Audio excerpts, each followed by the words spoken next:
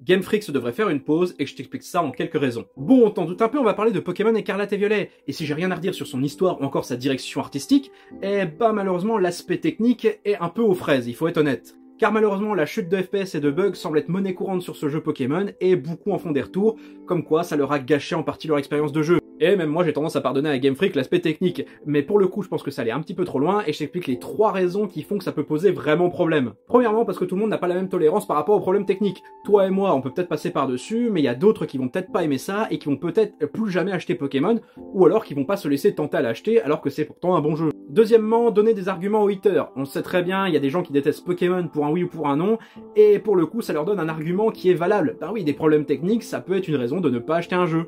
Et troisième point, on sait qu'avec de l'optimisation, on est capable de faire tourner des putains de jeux sur cette console, comme par exemple des licences de Xenoblade Chronicle, ou encore Zelda qui est le plus évident. Bien évidemment, j'ai pas le temps de soulever tous les autres problèmes dans cette vidéo, mais la solution c'est que Game Freak se laisse plus de temps pour développer le jeu, que Nintendo arrête aussi de mettre la pression, et vous verrez qu'ils feront des choses encore plus incroyables. Surtout que depuis un moment, ils essayent de s'aventurer de plus en plus dans des mondes ouverts, donc forcément c'est une prise de risque qu'ils doivent apprendre à maîtriser.